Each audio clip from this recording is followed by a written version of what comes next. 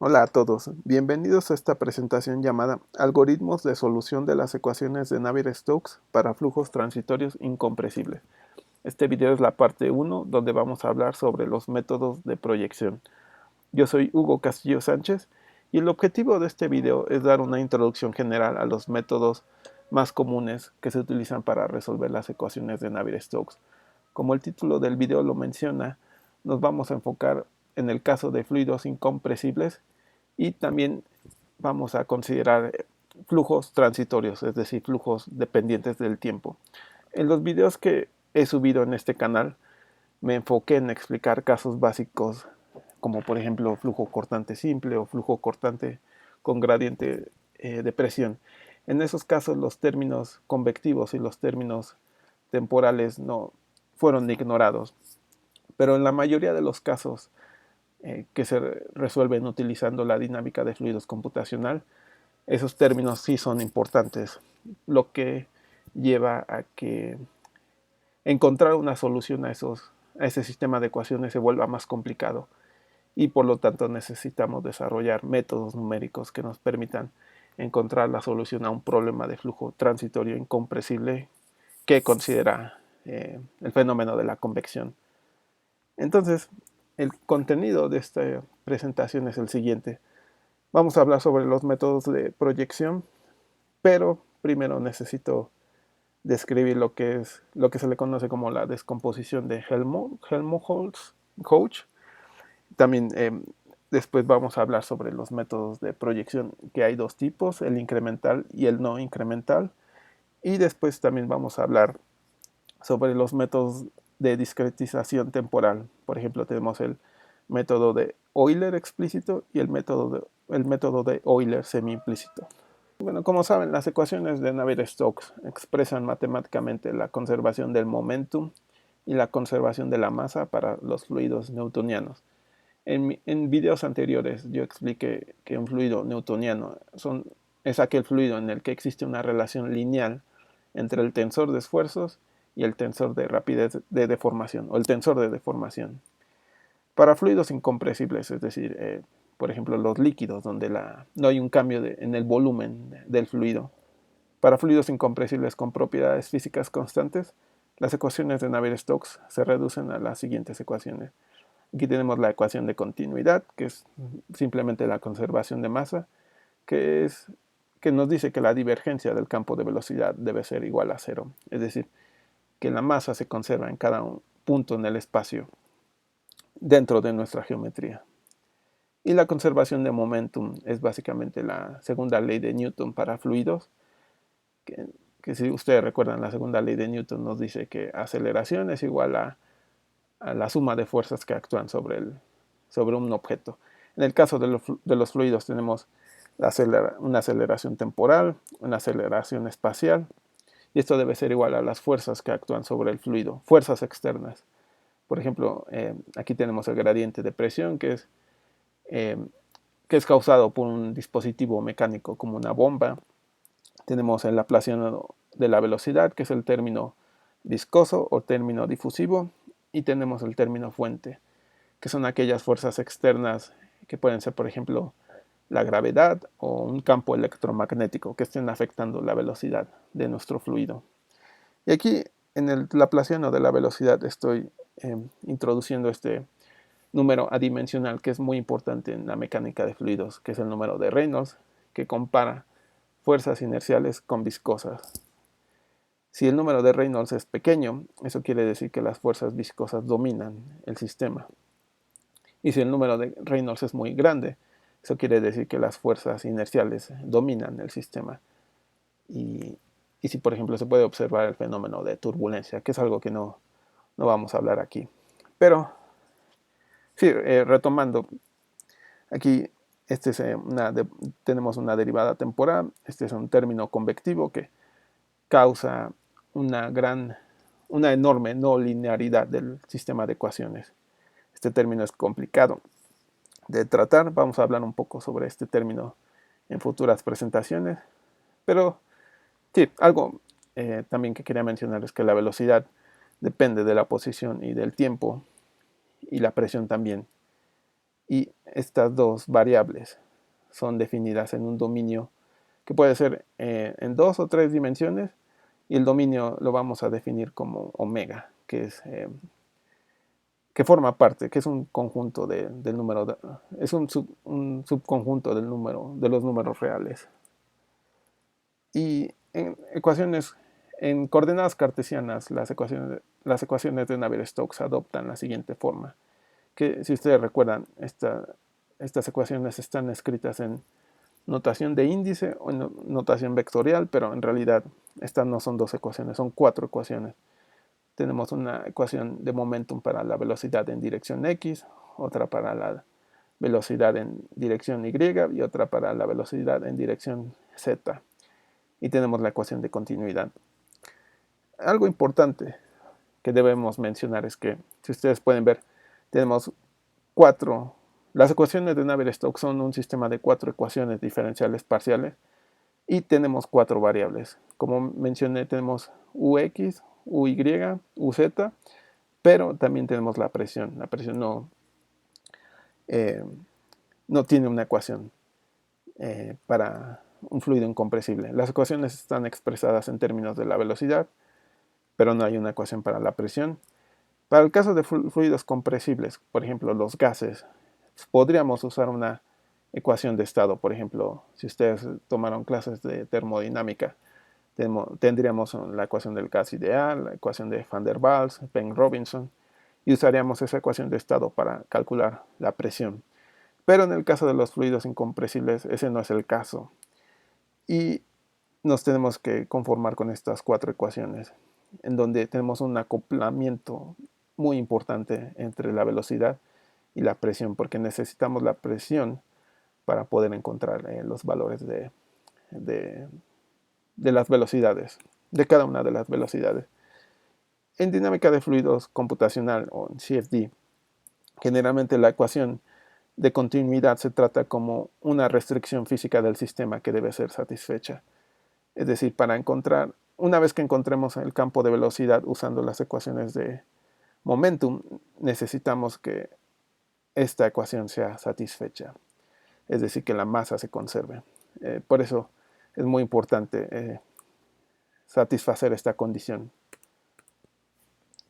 Y diferentes métodos numéricos para resolver estas ecuaciones que mencioné antes han sido desarrollados desde los años 60, lo que ha resultado en una gran variedad de enfoques que tratan matemáticamente con este acoplamiento que existe entre la velocidad y la presión. Para el caso de las ecuaciones de Navier-Stokes para fluidos incompresibles.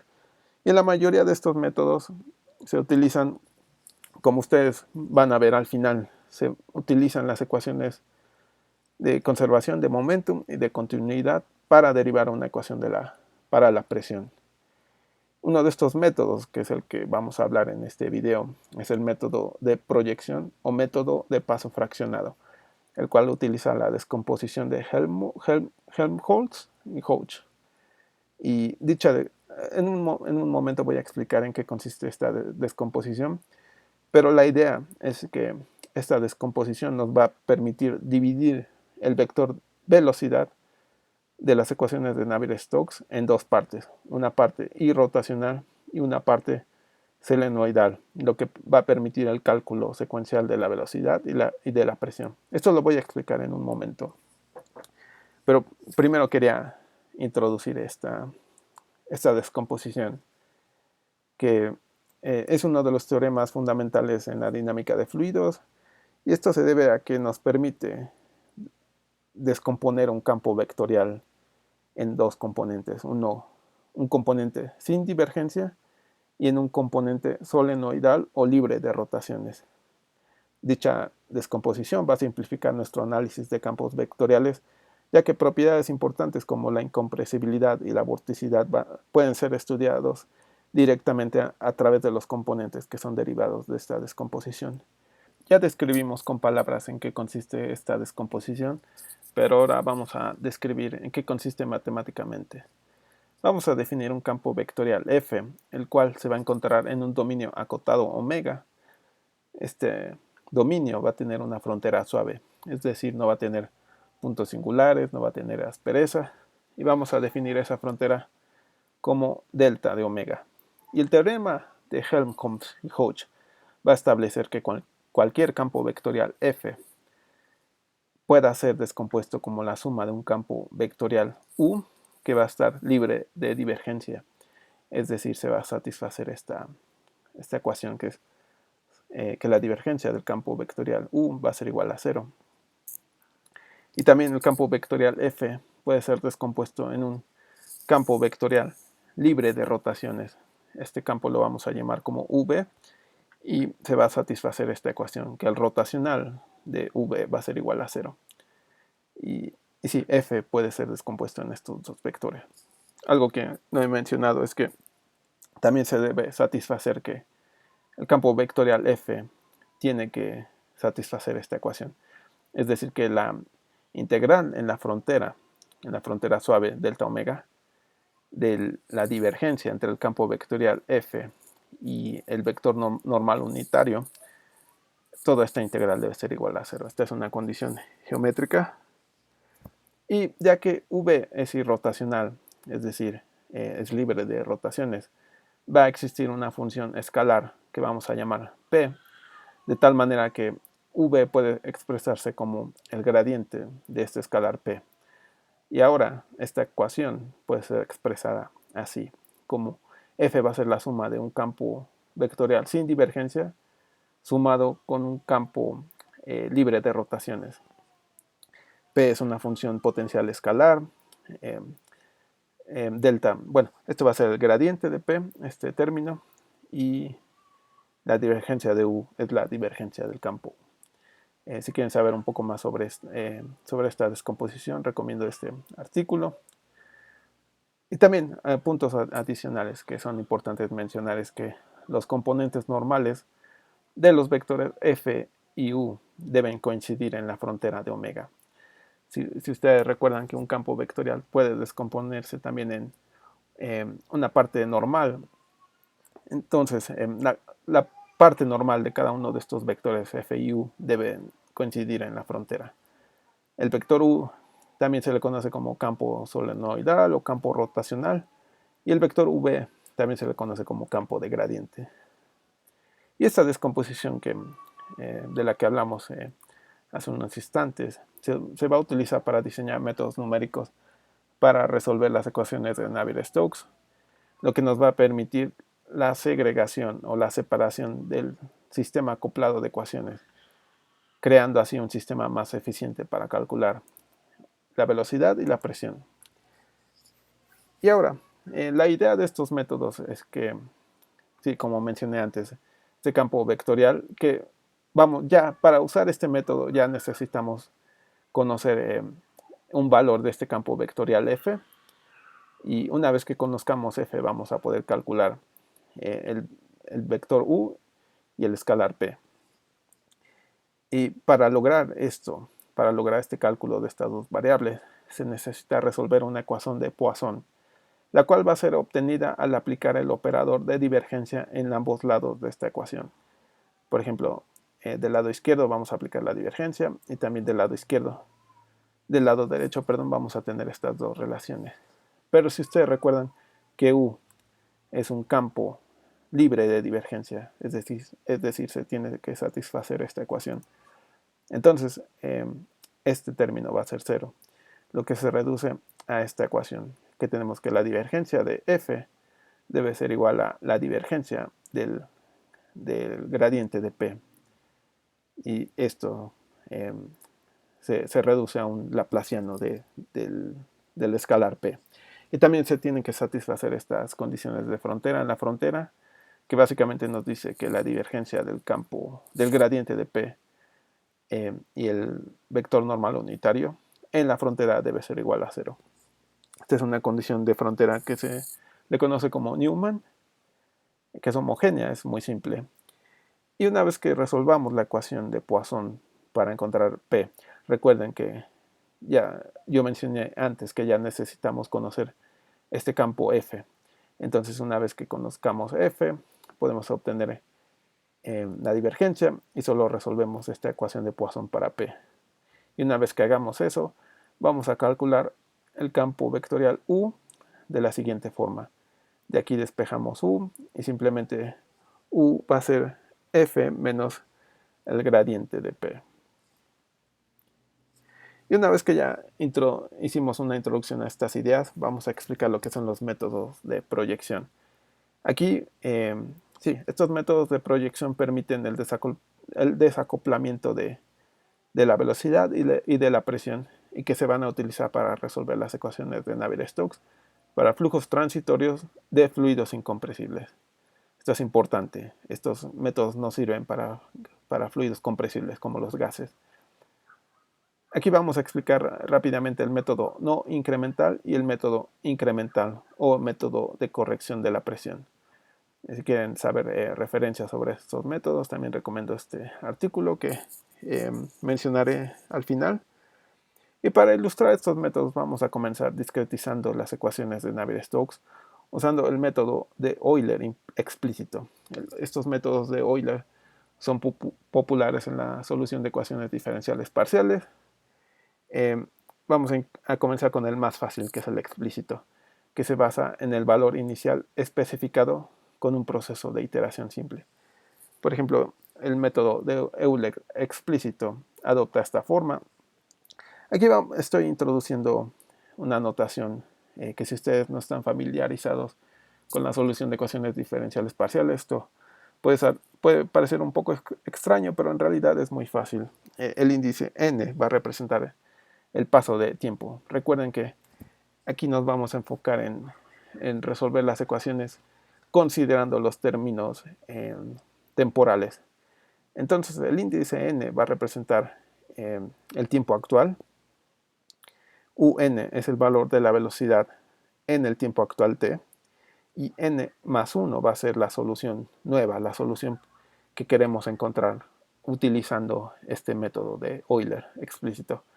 Es decir, la solución que incluye el tiempo actual más un paso de tiempo delta t.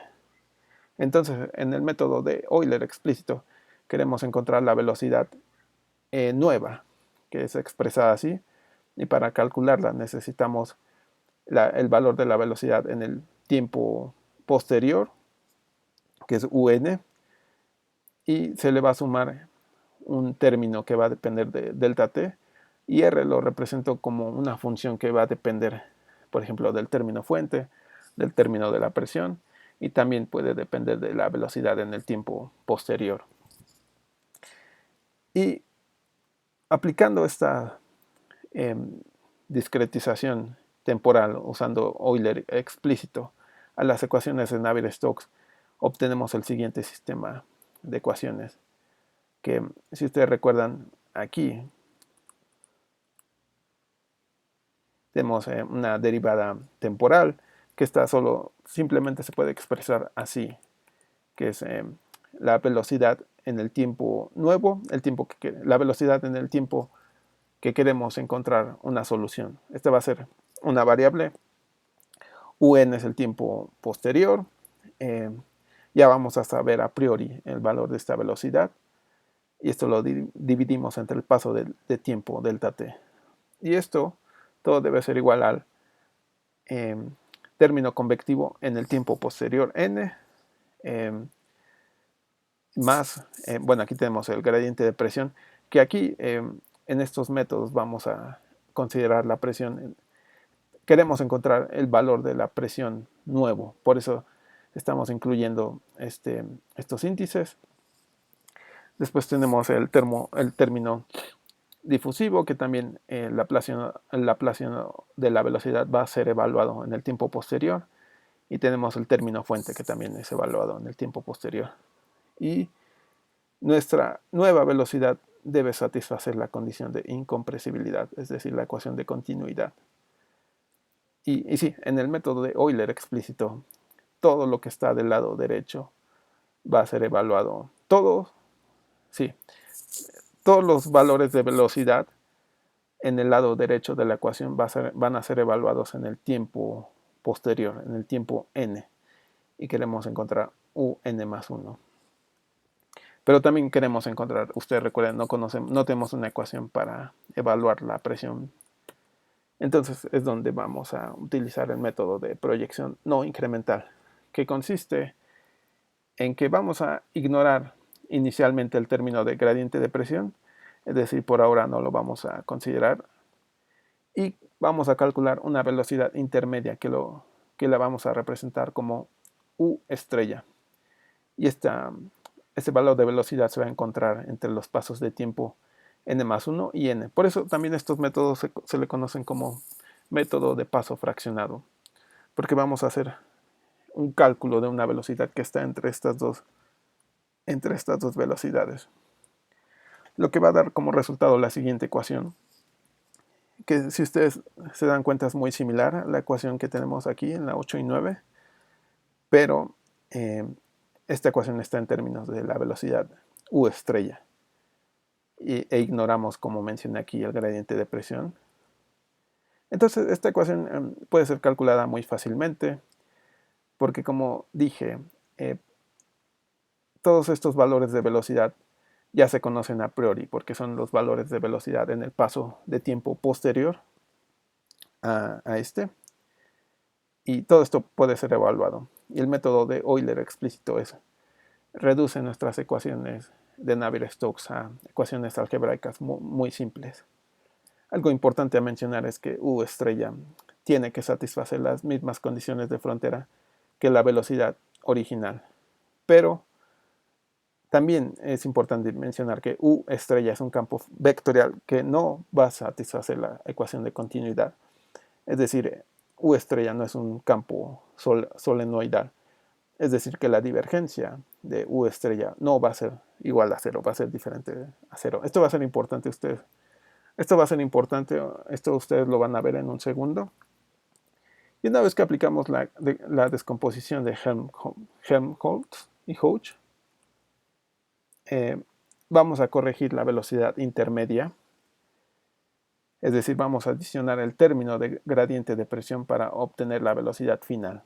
Es decir, vamos a corregir esta velocidad, que es una velocidad intermedia, y esta corrección se obtiene a través de esta relación, que es la velocidad nueva, la que queremos calcular, menos la velocidad intermedia.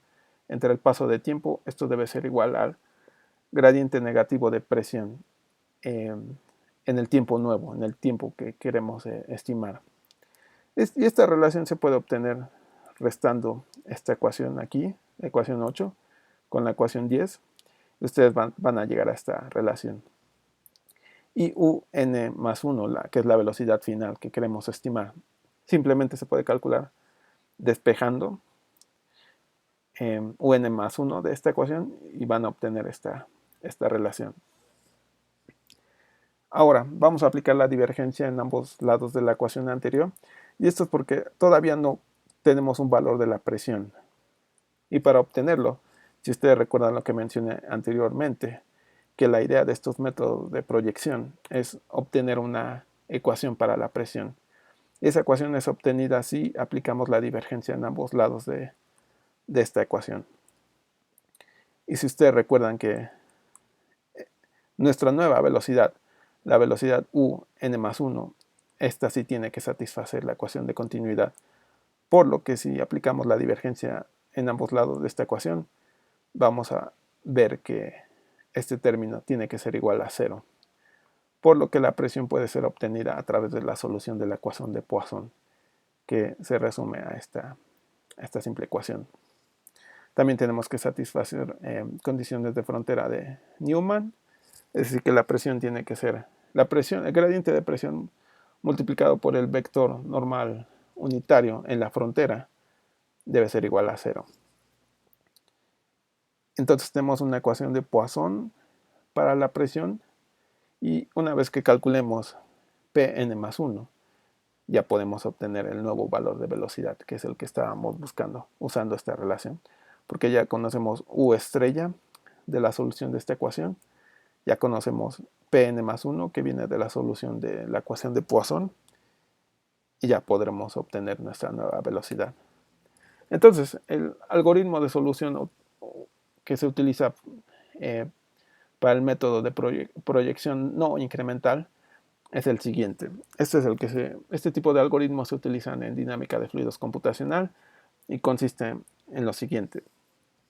Vamos a inicializar los campos de presión y de velocidad en el tiempo inicial, es decir, cuando t es igual a 0. Vamos a asignar los primeros valores de Pn y la velocidad n. Y también vamos a fijar condiciones de frontera. Y después vamos a entrar en un bucle temporal, en un loop temporal, donde vamos a comenzar a adicionar pasos de tiempo pequeños. Entonces, el primer paso es resolver la ecuación de momentum para calcular la velocidad no solenoidal, que es U estrella. Esta U estrella, como mencioné, se tiene que calcular usando la ecuación 10. Una vez que obtengamos U estrella, ya podemos resolver la ecuación de presión que está aquí, que es la ecuación 12, para encontrar Pn más 1. Y una vez que encontremos Pn más 1, ya también tenemos U estrella, podemos calcular Un más 1. Y ahora vamos a actualizar todos los campos para ser usados en el próximo bucle temporal. Es decir, en el nuevo paso de tiempo que va a ser calculado después, ahora nuestros nuevos valores de velocidad van a ser los valores viejos o los valores posteriores. Entonces tenemos que asignar esta relación. Sí, este es el significado de esa ecuación.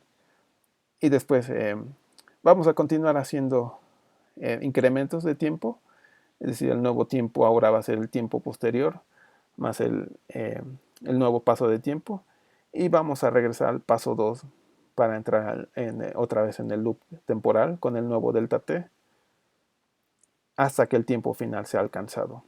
Este es un algoritmo muy básico de solución de ecuaciones de Navier-Stokes usando el método no incremental con una técnica de discretización temporal de Euler explícito.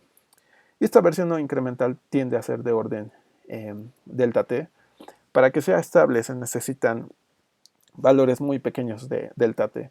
Esto puede ser un problema porque valores pequeños de delta t va a significar que estos métodos, estos algoritmos van a demorar mucho tiempo, y especialmente, por ejemplo, si queremos encontrar una solución con tiempos muy grandes.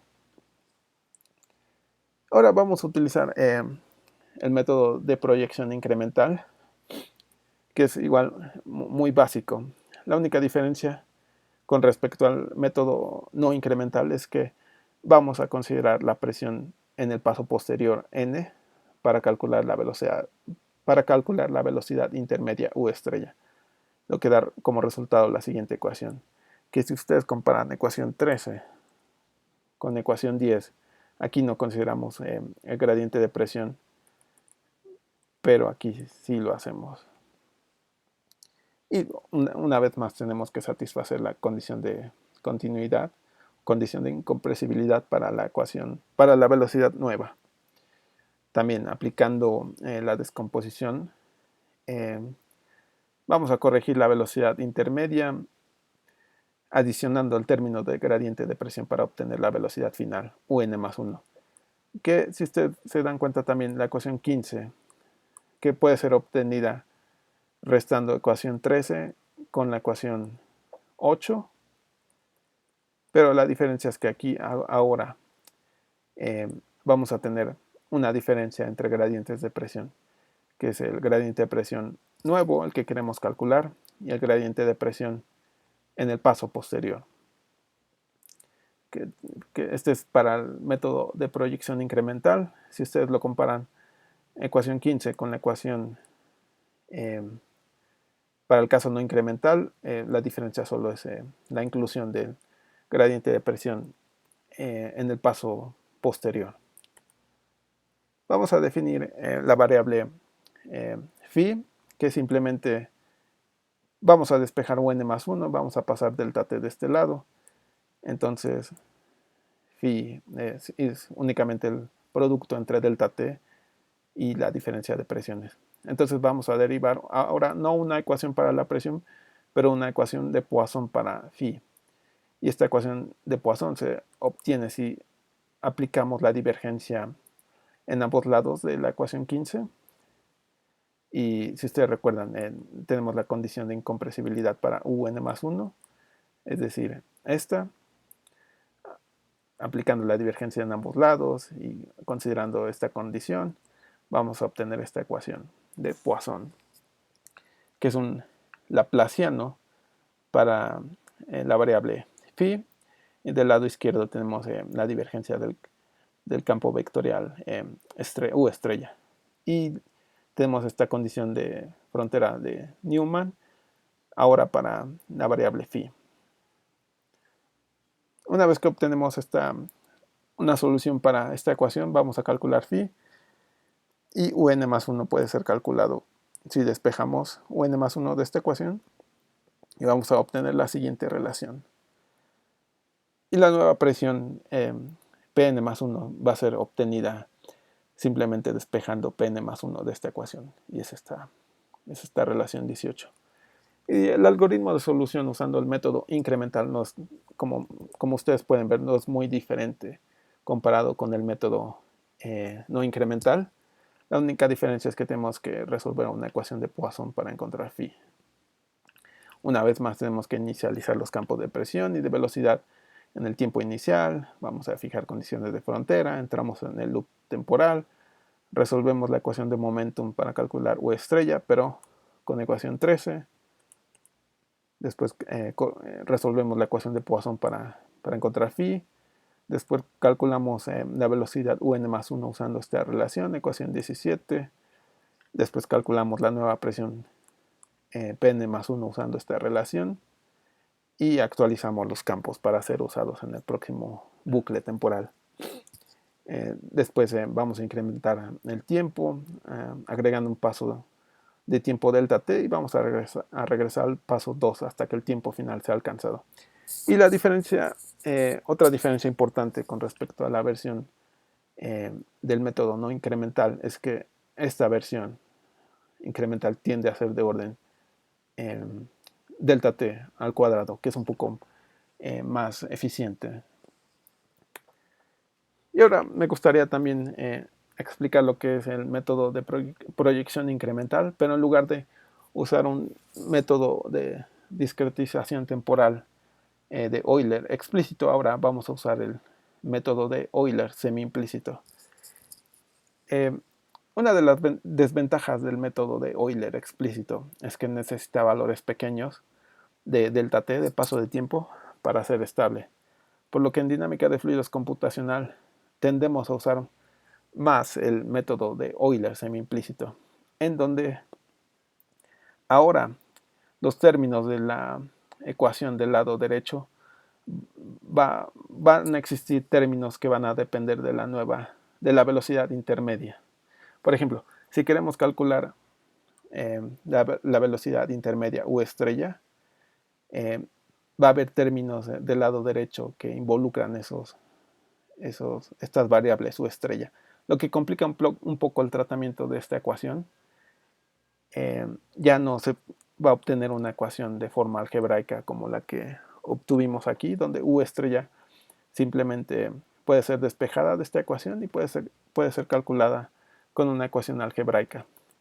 Aquí la diferencia en los métodos de Euler semi-implícito es que este sistema de ecuaciones va a resultar se puede ensamblar en un sistema matricial que adopta esta forma, que es la matriz de coeficientes. U estrella es el campo vectorial que es variable, y R son todos los términos conocidos en el sistema de ecuaciones, que es el término fuente, por decirlo así. Entonces este sistema matricial se tiene que resolver usando métodos numéricos, métodos de solución de sistemas de ecuaciones como Gauss-Jordan, todos esos. Y sí, esa es la diferencia con respecto al método de Euler semi-implícito, que nuestras ecuaciones de Navier-Stokes van a reducirse a un sistema matricial. Sí, y para este método el término viscoso va a ser implícito, mientras que la parte convectiva se va a mantener en el paso de tiempo anterior para poder linearizar el sistema. Esto, matemáticamente hablando, es que ahora nuestra ecuación de Navier-Stokes Como ustedes recuerdan, tenemos que encontrar una velocidad intermedia. Y si discretizamos las ecuaciones de Navier-Stokes para esa velocidad intermedia, obtenemos esta ecuación 19. Pero del lado derecho tenemos términos que dependen de U estrella. Y este es el laplaciano del U estrella. Y esto no se puede despejar simplemente. Es por eso que tenemos que discretizar este término y vamos a tener términos U estrella del lado izquierdo y del lado derecho. Entonces vamos a tener que ensamblar un sistema matricial para poder encontrar U estrella. Y el término convectivo, por cuestiones simples, por cuestiones de linearización de nuestro sistema, va a ser evaluado en el paso de tiempo posterior, en el paso de tiempo anterior n. Y debemos satisfacer la ecuación de continuidad para la nueva velocidad un más 1. Este es el método de proyección incremental. Para la versión no incremental del método de Euler semi-implícito, la versión no incremental se va a obtener cuando este término es igual a 0. Pero aquí, por cuestiones prácticas, quiero explicar el método de proyección incremental para Euler semi-implícito porque es uno de los que más se usa. Aquí estoy mostrando un ejemplo de discretización de las ecuaciones de Navier-Stokes usando el método de Euler semi-implícito. Voy a usar diferencias finitas y solo para ilustrar vamos a considerar un caso en dos dimensiones, es decir, cuando d es igual a 2. Y si el laplaciano de la velocidad intermedia U estrella, es decir, este término, se discretiza usando diferencias centradas de segundo orden, las ecuaciones de Navier-Stokes reducen de la siguiente manera. En uno de mis videos anteriores yo describí cómo se discretizan este tipo de términos usando diferencias finitas, entonces si ustedes quieren verlo, lo recomiendo, pero en realidad es muy sencillo. En ese video expliqué que el laplaciano, que por ejemplo es la suma de la segunda derivada de la velocidad en dirección x más la segunda derivada de la velocidad en dirección y. Estos índices y j representan la ubicación de la velocidad en una celda específica. Y por ejemplo, para discretizar una segunda derivada necesitamos 3 puntos. La velocidad en el centro de nuestra celda. También necesitamos la velocidad en la celda, por ejemplo, a la derecha, que es dado por esta expresión, y más 1, y la velocidad en la celda a la izquierda, en dirección x, que esto es lo que expresa estos índices. Y para el caso en dirección y, también necesitamos 3 puntos, necesitamos la velocidad en nuestra celda en específica, y ahora necesitamos, por ejemplo, la velocidad en la celda que está arriba, que es expresada como j más 1, y también necesitamos la velocidad en la celda de abajo, en la celda inferior. Y este es el laplaciano completo en 2 dimensiones. En 3 dimensiones necesitaríamos el caso con z, que incluya la dirección z, pero por efectos prácticos solo estoy incluyendo 2 dimensiones. Entonces, nuestra ecuación 19, usando diferencias finitas, puede expresarse de la siguiente manera. Como ustedes pueden ver, queremos evaluar la velocidad intermedia en IJ, pero también para hacerlo necesitamos los valores en las celdas vecinas, lo que complica la solución del sistema. Esto, como mencioné antes, comparado al método de Euler explícito, en donde simplemente tenemos que despejar U estrella, pero aquí necesitamos ensamblar este sistema de ecuaciones en un sistema matricial que va a adoptar esta forma. Si ustedes hacen álgebra pueden llegar a este tipo de sistema de ecuaciones. Ahí del lado derecho tenemos la velocidad posterior más todo este término que involucra el gradiente de presión en el tiempo posterior, el término convectivo en el también tiempo posterior y también el término fuente. Aquí no estoy incluyendo la discretización del término convectivo porque es algo que quiero hablar en videos en el futuro, pero sí necesitamos también técnicas de discretización de este término. Pero solo quería ilustrar cómo no es tan sencillo eh, encontrar la solución de U estrella usando el método de Euler semi-implícito. Y el método de proyección incremental para Euler semi-implícito es muy similar al que ya mostré antes. Vamos a tener que derivar una ecuación para un más 1 que va a depender de U estrella y de la diferencia entre los gradientes de presión en el tiempo nuevo y en el tiempo posterior. Entonces, definiendo la variable phi, que se define así, ahora tenemos que derivar una ecuación de Poisson para phi, aplicando la divergencia en ambos lados de esta ecuación. Una vez más, recuerden que tenemos que satisfacer esta condición de incompresibilidad. Entonces, de esta ecuación se obtiene esta ecuación de Poisson. Tenemos condiciones de frontera. Tenemos que resolver esta ecuación de Poisson para phi. Y una vez que lo hacemos, n más 1 puede ser calculado así. Y la presión nueva también se obtiene a partir de esta relación. Entonces, el algoritmo de solución para el método de proyección incremental, usando el método de discretización de Euler semi-implícito, el método es muy similar a lo que ya mostré antes, pero como mencioné antes, la complejidad ahora en este método de Euler semi-implícito es que necesitamos resolver la ecuación de momentum en forma matricial, que esto complica un poco más el método numérico porque tenemos que aplicar un método numérico adicional para encontrar U estrella. Pero esto, todos los software de dinámica de fluidos computacional van a resolver este sistema matricial para los usuarios. Entonces tenemos que inicializar la presión y la velocidad.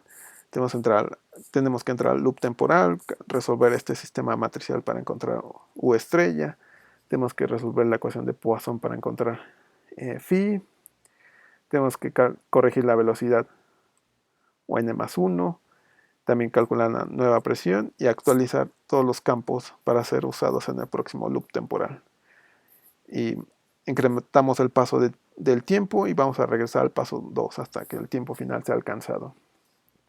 Y ya para concluir, solo algunos puntos que quería mencionar es que, de acuerdo a Lagues, la versión no incremental, la versión del método de proyección no incremental tiende a ser de orden delta t. En cambio, la versión incremental del método de proyección tiene un error de separación de variables de orden delta t cuadrada, es decir, independiente de la discretización temporal. Es decir, el solo hecho de separar estas variables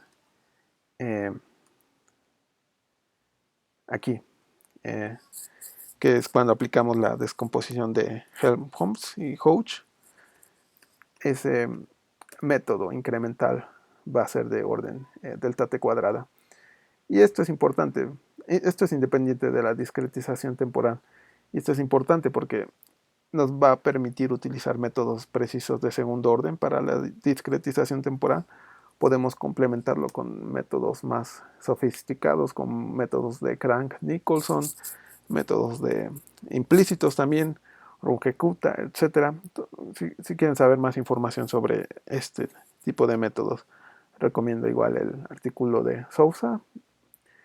Y los métodos explícitos para la discretización temporal de las ecuaciones de Navier-Stokes, usando el método de proyección incremental y no incremental, ambos son de orden delta t, por lo que se tiene que tener mucho cuidado con ese tipo de métodos, ya que se tienen que utilizar delta t muy pequeños para garantizar estabilidad y evitar que aparezcan oscilaciones en tus soluciones del campo de velocidad, en tus soluciones transitorias.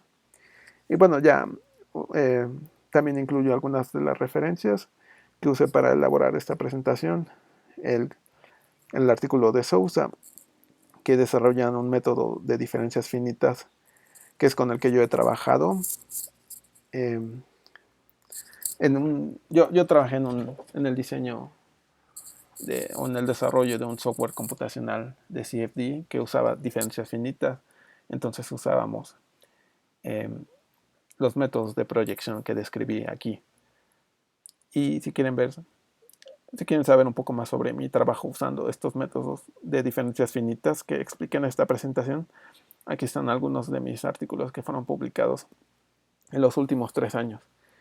Y bueno, con esto concluyo esta parte 1 del video, que me dediqué a hablar sobre métodos de proyección. Y en el próximo video, en la parte 2, quiero dedicarme a explicar los métodos numéricos, los algoritmos más usados en software que utilizan método de volumen finito, como por ejemplo los métodos que se utilizan en OpenFOAM, que es el software computacional de código abierto más popular en todos lados. Agradezco que hayan estado en esta presentación y hayan visto mi contenido y nos vemos en el próximo video.